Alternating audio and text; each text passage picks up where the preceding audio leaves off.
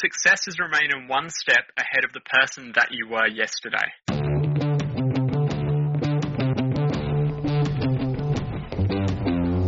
Hey guys, going to be a good day today. I'm bringing you Jason Moore. Jason Moore is your all-around coach, counselor, motivational guy. But man, he's also got some cool talents, from magician to flaming bagpipe artist. It's going to be a fun, great conversation about how to be mindful, get out of your way, and go big as hell.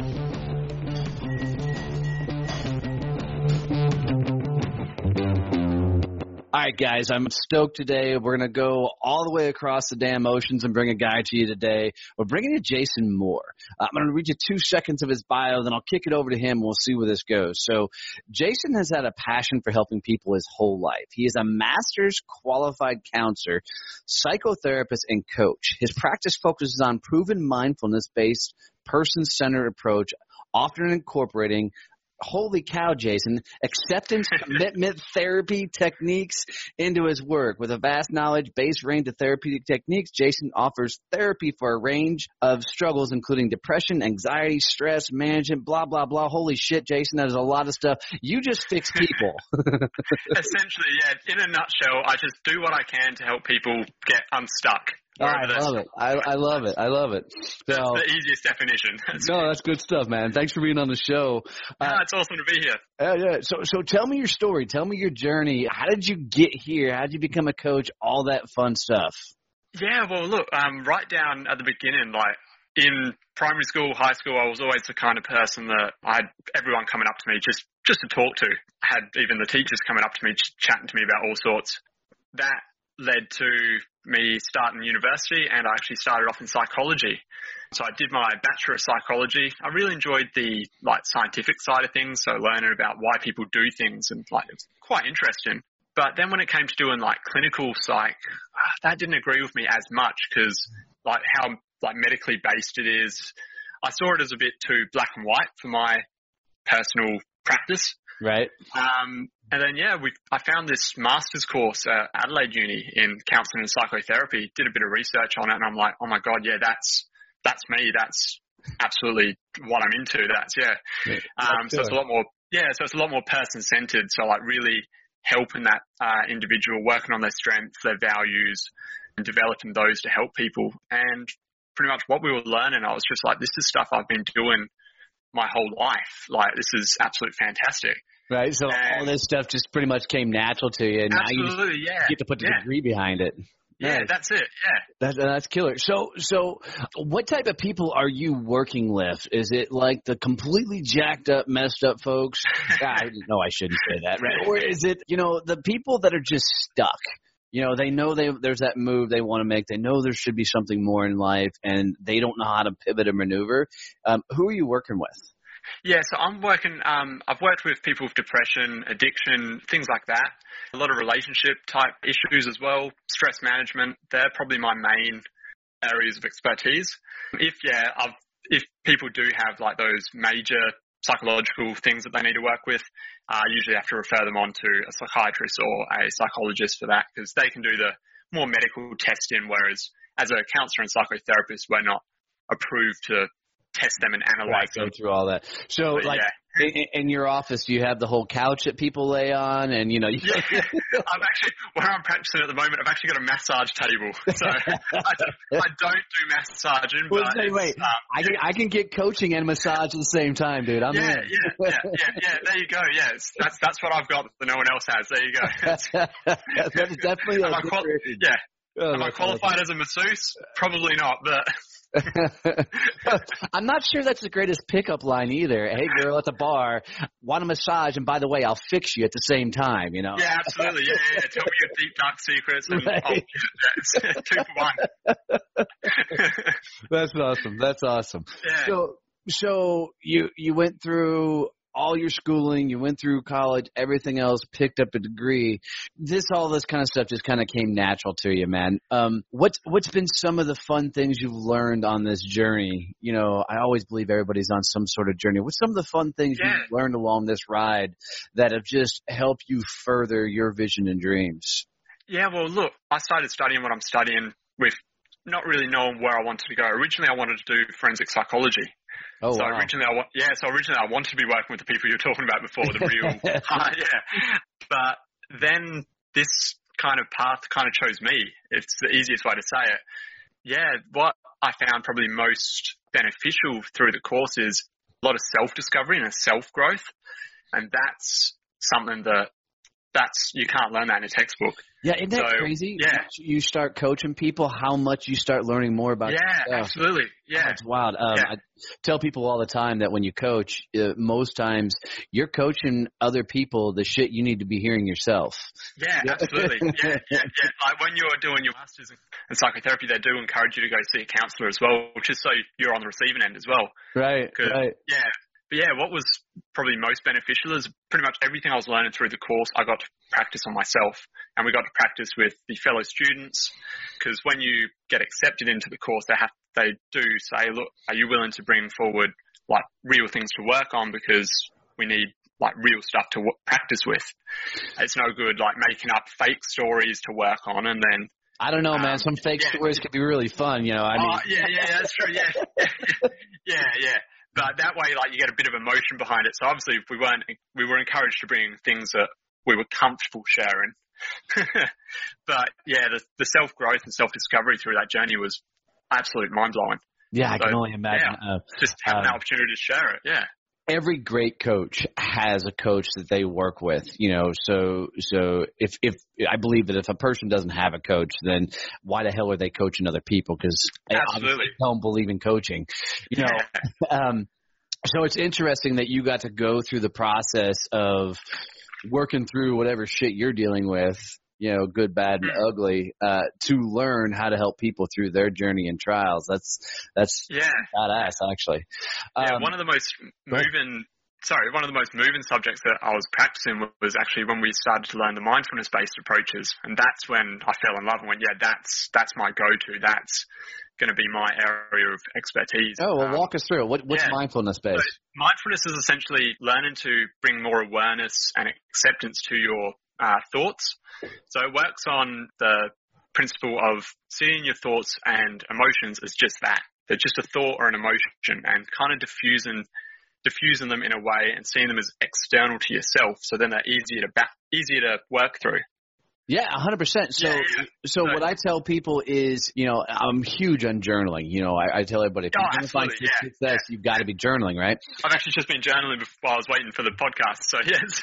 Oh, good. I made you so nervous you had to write out. You're like, shit, I'm scared. Yeah, absolutely, yeah. So, but I tell people that if you don't get the thoughts out of your head, then they start becoming the stories you start living.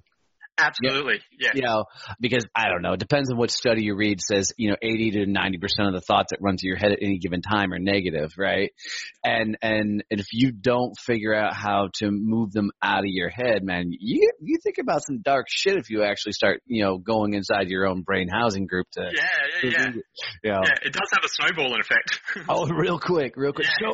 So how do you work through with somebody to get out of their own way, if you will, with mindfulness? So a lot of it is, as I mentioned, is seeing the emotion as separate to you. And this really works. There's a lot of different therapeutic approaches that use that approach. Like narrative therapy, for instance, is another approach where you ask people to see the negative story that they're going through, whatever it be, depression, addiction. They see that as just the addiction. So you're not an addict. But that's when you say narrative. Yeah, well, a little bit. So dive in a little bit with me. So you're saying a narrative. Are you getting them to put whatever they're going through into story format?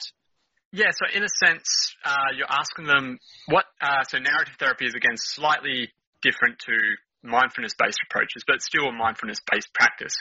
It's getting them to look for an alternative story. So, okay, if the addiction is the current narrative, what's the alternative to it? And has there been a time when you've done that? And what was different back then? So it's about really going in depth and really trying to find that alternative story that is the story that they would rather be on. So almost like reprogramming the thought process. Yeah, absolutely. Yeah. Okay. All right. It's essentially rewriting their story to be what they want it to be. Yeah, so and I can't say I've done a lot of study on this, but I do know that the ruts in your brain, the little crevices and creases and all that, those are all formed on memories and stories, this, that, and the other. And that's where the phrase, getting stuck in a rut comes from, because you've, built one of those paths in your brain based on telling your stories. And that's what psychologists and everything else can say. And I'm probably using the wrong word when I say psychologist, but whatever, the doctors and everything are saying that you can actually rewrite that rut and reframe the story. That's what you're talking about, though, right? Absolutely, yeah, 100%. To other aspects, which is more my field of expertise, which is the mindfulness-based stuff. So visualization, guided imagery, really working on getting people to visualize their ideal self. And that's so powerful. The power of meditation and mindfulness practices in that sense, pretty much if you can visualize it, you can make it happen. It's so fantastic. Well, there's two sides to that, because I've got a buddy that I get in these huge conversations about visualization and the thoughts and, if you can think, you can do it. And his response to me is always, he's like, look, I'm 6'6", 350 pounds. I don't care how many times I visualize it. I'm never going to be a jockey. You're right. There is biological things that, I can visualize all I want, but I'm never going to grow wings and be able to fly. Yeah, 100%. So, and it's always a great comeback. And of course, we're usually having a couple cocktails when we have that conversation, so it makes it a lot more fun. So, how do you get somebody to start visualizing that different life, or not that different life, but that different story, if you will? How do you get them to go through that process? Is it guided? Is it, they're self-visualizing? What is it? Yeah. So a lot of it depends on the individual. So if you've got someone that's never done any form of meditation or never heard of mindfulness before, by the time you get to the visualization elements of the therapeutic process, you usually have to work up to that. So you need to get them involved with some basic breathing techniques, basic meditation, just to get used to being in their own thought process, and then you work your way up to the more in-depth visualization. And what would be more in-depth than the visualization? I mean, beyond. Yeah, so that would be, like you said, it's guided. A basic example, okay, I want to wake up earlier in the morning and be more energized. Okay, let's work through that. What would that look like? Okay, shut your eyes for me. Imagine yourself. Okay, what's your first step? What's the first thing you want to do? Take a few big deep breaths. Okay, imagine yourself in the bed. What's it feel like? Take a few deep breaths. So you really visualize it in as clear detail as possible, and you really work with them to really build that image in their head. And it's almost a form of self-hypnosis in a sense. It's weird because they encouraged us to try it on ourselves, and that was, I'm talking from experience because that was my personal one. Right. I was a stereotypical uni student. I was sleeping to bloody 11 o'clock if I could. So that was my personal process. And lo and behold, the next morning I woke up and I was like, oh my God, this is exactly how I imagined feeling. What is this? This is unnatural. It's uncanny. So a lot of it is guided, and you do have to collect a lot of data because slight little things can actually stuff up the visualization. Like when we were practicing it, the person I was practicing with, I said something like, imagine you're getting out of your bed, you put your feet down and you feel your cup underneath you. You got out of his visualization. He got out of his, process for a moment, went, sorry, that doesn't really work for my room because I've got wooden floorboards. Okay, so it's silly. Right? It's funny, little things like that can throw people. So you do need to do a bit of groundwork before you go into a good visualization right. approach. Yeah. I can see that. Yeah. That's crazy. So how do you deal with people that look at meditation and visualization, all that stuff is mumbo jumbo? I mean. Yeah, absolutely. I get that. I personally didn't think two things of it. I didn't believe in it. It wasn't until we started practicing it that I was like, oh my God, this is amazing. How come I've not been doing this? Yeah, but definitely it's not for everyone. Don't get me wrong. There's a lot of people that I've had through my practice that have gone, look, can we give this a go? We're going to go through just a mindfulness exercise here. And then, I encourage them. If it is uncomfortable, they don't enjoy it. There are other approaches that I can use with them that are a bit more straight to the point. And what would those be? I mean, what are some of the other approaches? Yeah, so cognitive, probably like cognitive behavior therapy, things like that, where you're actually challenging their thought process. So looking at the evidence behind what their thoughts are, whether there's evidence to support it, evidence that doesn't support it. So it's a bit more directive rather than working through the emotion, if that makes sense. Yeah, totally. So it's like how I coach. I'm like, pull your head out of your Yeah, absolutely. Yeah, and that's exactly, that's what I try to explain to people like that come to me, like, and whether they want to work with me as a coach or whether they want to work with me as a therapist. It's, as a coach, I can be a bit more directive. I can like give you the process of like, this is how you set a decent goal. This is how you get out of that rut. Whereas as a therapist, it's more kind of guided and let me help you work your way through that in a bit more gentler way. Yeah. I don't think I'd ever be confused as a therapist. Yeah. I come across a little bit more blunt than that, but that's awesome. So on this journey, how long you been doing all this? So I've been in my private practice for actually quite new, like professionally over only about 4 or 5 months. Oh, awesome. But I've done, 5 years at university, and during that there was placements as well. So I got to work with clients then. I've had a few kind of clients, but they're not officially paying clients, but I was working with people as coach, like giving them advice and guidance before I even knew it was actually coaching. No, and then it was after a while, they're like, geez, like you should start doing that for a profession. Like you've really helped me. That's when you look right back at them and go, okay, well, there's a retro pay, so you owe me for all this. Yeah, that's it. Yeah. I'll invoice you later. Right. Yeah. So that's pretty much where I got where I was. And nice. So are you doing all of your coaching and therapy? Is that all face to face? Are you doing it through? Yeah. So my big thing is I want to be able to change as many people's lives as I can. I want to be able to make the biggest difference I can. And that's kind of what put me off being just a counsellor to start off with. Because I was like, I like the idea of being able to help someone, but I want to do a bit more than just the 6 clients you can see a week in person. So what can I do? So I've only just started doing like kind of motivational videos, try and share a bit of wisdom like that.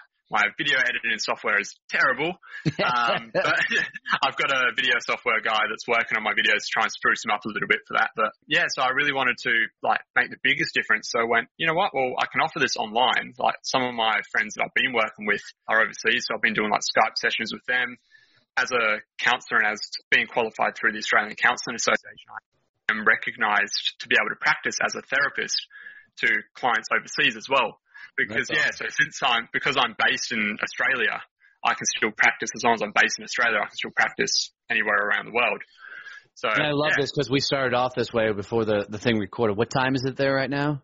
It is now. It's 10 to 12. Yeah, so, 9:20 here. I mean, so it's amazing the time zone differences. Yeah, it's crazy. But that's the power of all this video stuff. I mean, we're on a Zoom call right now, and it's just amazing the connections. And I do a ton of coaching through Zoom just because I like the platform a little bit better. But it's amazing what you can do with technology nowadays. It's absolutely, yeah, and it's fantastic because it gives the opportunity, especially for like mental health awareness, because so many countries don't have these opportunities to talk to a counsellor or talk to a therapist. So one of my long-term goals is to really boost the online things and be able to offer these services to like overseas countries that don't have like good, decent mental health support networks. Because we're all human. We all need it.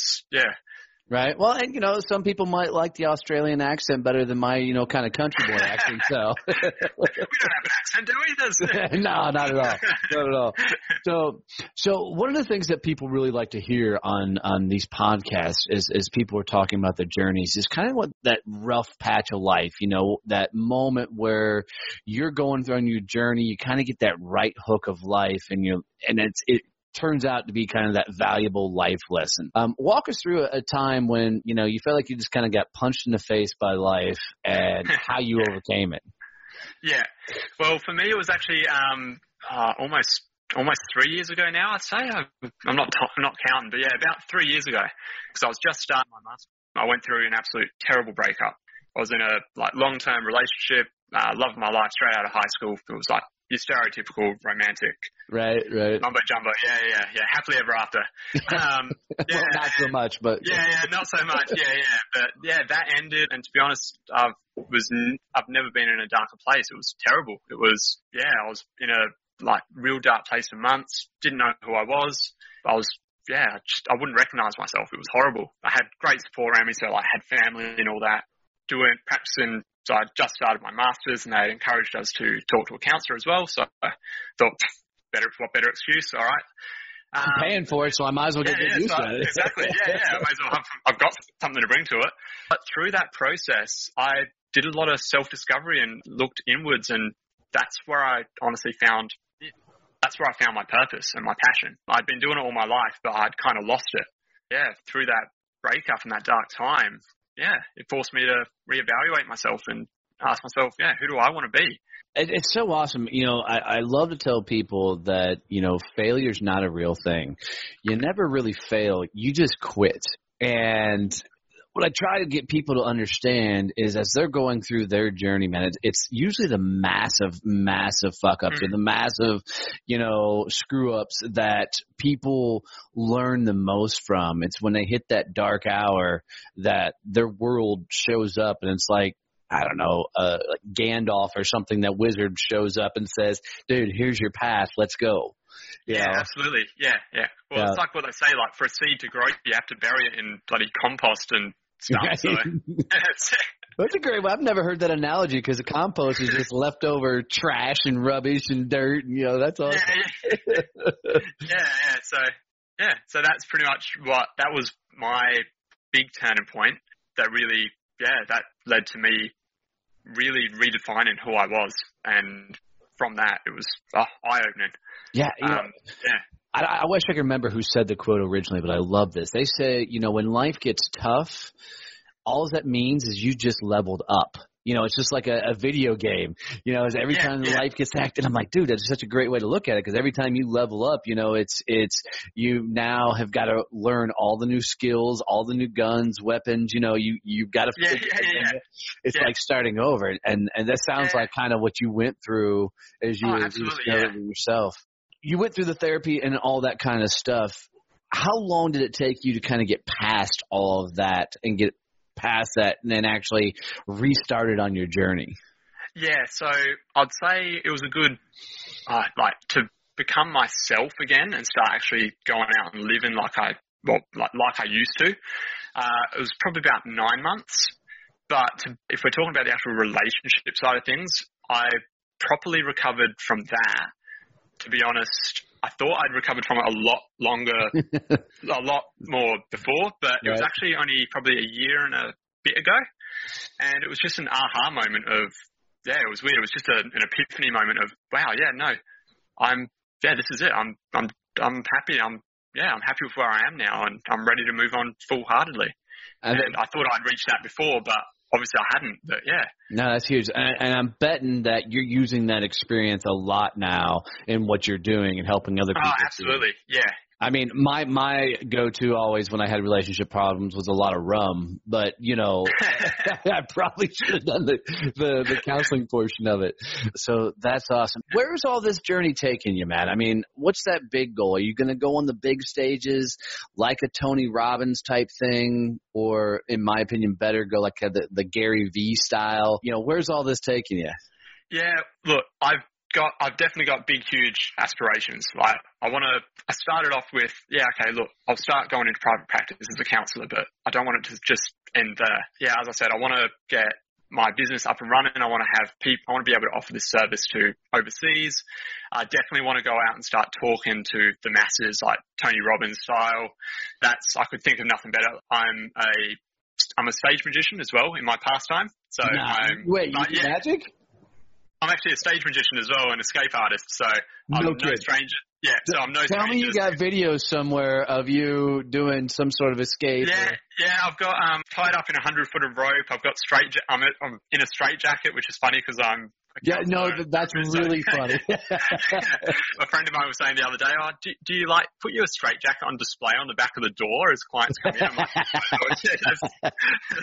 But I think there's something there for your brand as you're coaching everything going on. The whole thing of a struggle of the straitjacket represents your struggle and like freedom go through to get out. Yeah, so there is a few ideas that I'm running with. That's awesome. Yeah, and I play the bagpipes as well. So just to make dude, we just became best friends. I freaking love bagpipes. Beautiful, yeah. So now you're a motivational speaker, therapist, escape artist, magician, and bagpipe player. Is there anything? Personality. Yeah. How long have you been playing the bagpipes? 10 years now. Yeah. Oh, that's killer, dude. I've never had the patience to learn an instrument. It's just not been my thing. But that's actually a funny story because it was that's kind of another bit of inspiration from like my story is because in primary school I played guitar and I loved guitar. We had your stereotypical guitar teacher. He had the big ponytail. I loved teaching it, loved music. You could see he was passionate about a lot of things. He left and we got this new music teacher and for some reason she didn't actually like me. And she liked the other guitar students like great and she actually told me, "You're never going to be a musician." And I was absolutely devastated. So I chucked my guitar underneath my bed, didn't touch it for years. And then we were having a garage sale. I was 9 and a half, around about there. And I had a little toy set of bagpipes that my papa had brought me back from Scotland. Yeah, a lady came and she was interested in them, was talking about bagpipes, said, we've got a free learner program at the City of Elizabeth Pipe Band. Would you like to come down and learn them? And it's an instrument that I'd always loved and always wanted to learn. One thing led to another, pestered mum and dad. Eventually they took me down there. And 10 years later, I now play bagpipes, guitar, tin whistle, and mandolin. Holy cow. Yeah. Well done. Well done. Yeah. Have you seen the flaming unicycle bagpipe, dude? Yes, yeah. I do have flaming bagpipes as well. But, yeah. Oh, that's awesome. It's good like that. Part of my piping passion is bringing the pipes to the modern era. So I play in a Scottish rock band here in Adelaide. Oh, killer. Yeah. What's the name of the rock band? I've got a terrible Scottish accent, but it's called the Barons. So Scottish for little kids. Yeah. Right on. And can you guys find like your music and everything online or? Yeah. We're just about to start recording some stuff, but we've got videos on Facebook on our Facebook page, which is the Barons, Bairns. Yeah, that's right. Yeah. So if you look up the Barons, there's videos and stuff of us. Oh, that's killer. We'll put that in the show notes and everything so everybody can click on it and go see it. Yeah, sure thing. Yeah. That's awesome. God, man, you've done a lot of things and some really, really, really cool stuff. How long do you think it's going to be before you're really going big on the stages so people can come see you doing all? And dude, if you don't incorporate flaming bagpipes with the I'll be coming out. Here's Jason Moore. I'll be bloody da da da da da da da. And then I'll vanish at the end of the show in a puff of smoke. That's awesome. That's awesome.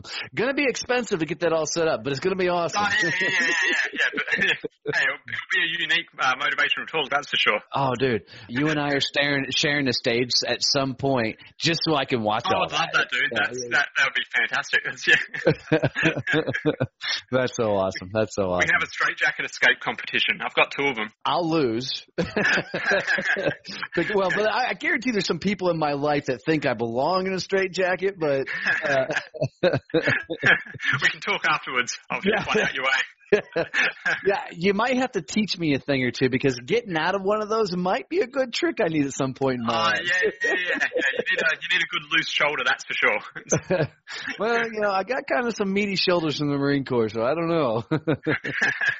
That's awesome. One of the great things I love asking all my guests as they come on the show to really helping the listeners out as they're on their journey is what's some big piece of advice? What is something that you could tell the listeners that as they go about their journey and they continue on their ride, what's something you could tell them that they could take with them for the rest of their journey?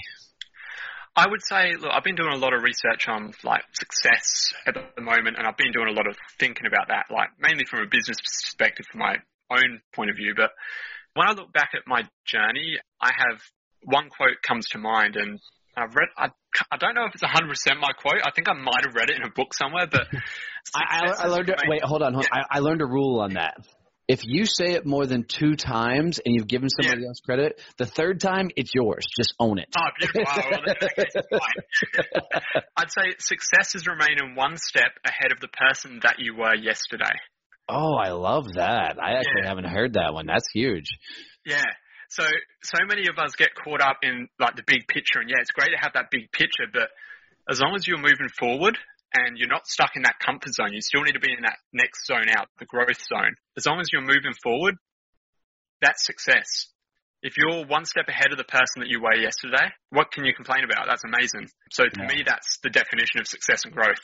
No, that's huge. I'm going to own that one. I really like that thought process. Go for it. Share it. Go for it. I mean, I have people ask me to get T-shirts made with different quotes and things. So that one's probably going to go on a T-shirt. I like that one. Yeah, no, by all means, go for it. I love that. I'll credit you. Don't worry. I love it. Oh, beautiful. Yeah. You know, that's awesome. And one of the other like metaphors, like you were talking about, I can't remember what you were talking about before, but how you'll get what I'm referring to, but how through our hard times, that's where we like grow and learn. Right. I think of that kind of as life's like a muscle. And how does a muscle grow? Well, you've got to go to the gym, you've got to work out, and don't quote me on this. I'm not a personal trainer, but like micro tears. So your muscle has to tear for it to grow. Right. So when we go through these hard times, like that's what I kind of see it as. It's like, that's just giving you the opportunity to grow and grow that muscle, whether it be your mind muscle, your resilience muscle, your motivation muscle. All these things are just a muscle, and when we struggle and when we tear them, it's just making it stronger. Yeah, I love that. And it really is. You got to go through this shit and come out on the other side to become the person you're supposed to be. I mean, that's just the way it is. Absolutely. Dude, I got to tell you, man, this has been a lot of fun. I've really enjoyed having you on here today. Oh, it's been awesome. Yeah. Right. So how do people get in touch with you? I mean, if they want to see your antics with magic and stuff, or if they really want to sit down with you and talk about how you can help them on their journey and all that, how do we get in touch with you? Yeah, so I'm on Facebook. I've got bloody multiple Facebook pages on the go, as you can imagine, with all my different businesses. But so Jace Wonders is my magician's page, so you can find that on Facebook. But as for my motivational counselling and like psychotherapy and kind of things, you can look up www.motivationalcounsellingsolutions.com. That'll take you to my website. There's also links there to my Instagram, my Twitter, and Facebook. You can also look up motivationalcounsellingsolutions.com. Sorry, Motivational Counselling Solutions. And there you'll find all my videos that I've started, website links to how to contact me, and Dude, that's huge. That's huge. And then we're already buddies on Instagram, so I'll keep following your stuff there. So not a problem at all. Yeah. So brother, seriously, thanks for having me on the show today. I really, really enjoyed it. I appreciate the insights. I think we got a ton of value out of this one. Not a problem at all. It was fantastic. Anytime.